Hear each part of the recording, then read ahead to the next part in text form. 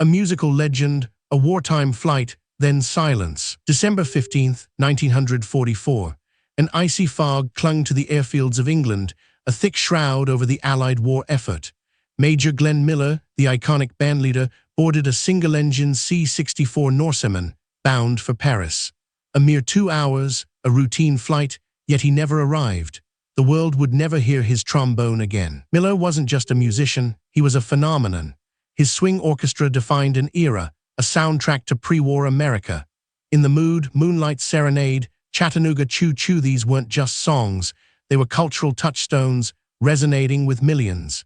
His decision to join the Army Air Forces in 1942, at the peak of his fame, was a testament to his patriotism. He traded sold-out concerts for military service, leading the Army Air Force Band. His mission, to boost morale. He understood the power of music, how a familiar melody could transport a soldier from the mud and terror of the front lines back to a simpler time, a dance hall, a sweetheart's embrace. It was a vital, often underestimated, contribution. By late 1944, the Allies were pushing into Germany. Miller's band was scheduled to play for the troops in recently liberated Paris.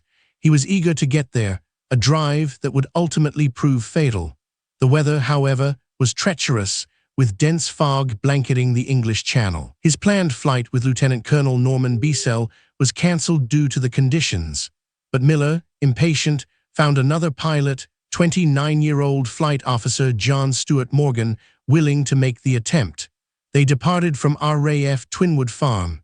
It was a decision made against better judgment, a fateful gamble. The small plane, a UC-64 Norseman, was a utility aircraft, not designed for instrument flight in such severe conditions.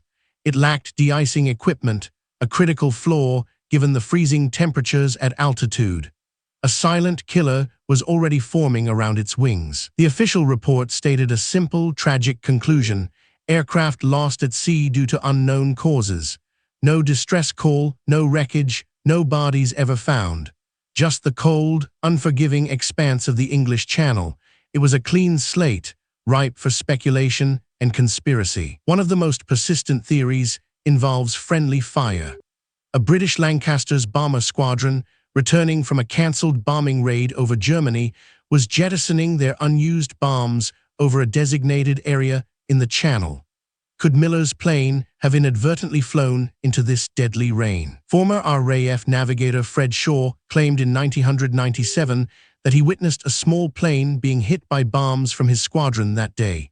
He described seeing a single-engine aircraft below them, then a series of explosions. The date, the location, the type of plane, it all seemed to align. However, military records from the time show no evidence of a Norseman being reported in the target area.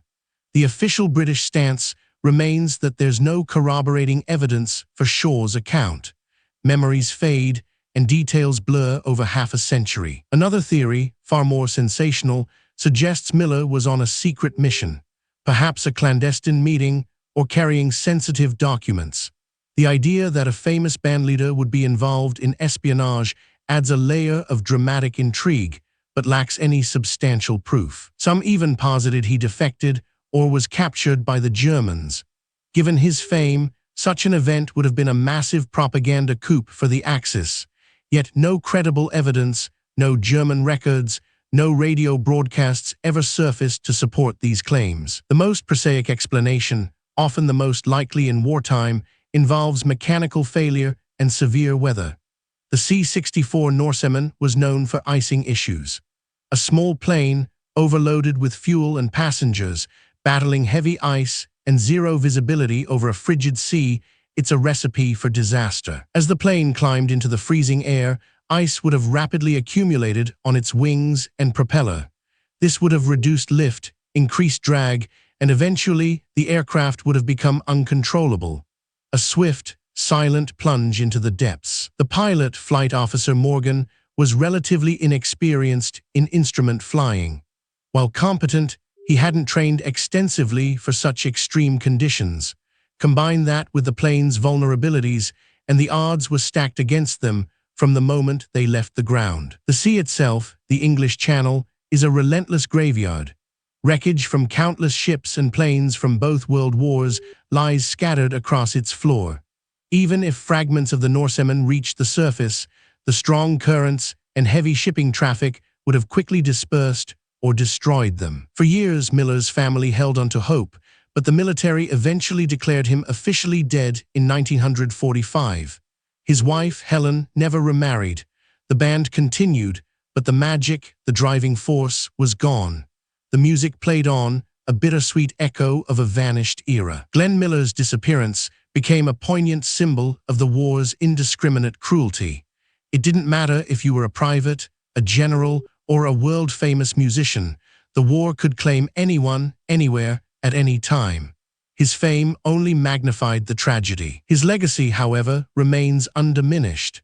His music continues to be played, a vibrant reminder of a time when swing was king and the world faced its greatest challenge. It's a testament to the enduring power of art, even in the darkest of times. Perhaps the true mystery isn't just how he disappeared, but why the story continues to captivate us. It speaks to our desire for closure, for answers, especially when a figure so vibrant is simply swallowed by the fog of war, leaving only questions behind. Decades later, maritime archaeologists and enthusiasts still search the channel, hoping to find some trace of the UC-64 Norseman.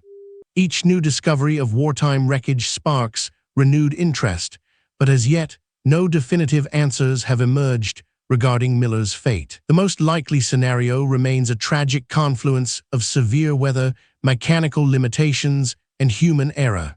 A small plane, ill-equipped for the conditions, succumbing to the unforgiving elements. It's a less romantic end, but often the most truthful. Glenn Miller left behind a musical legacy that transcends his mysterious end.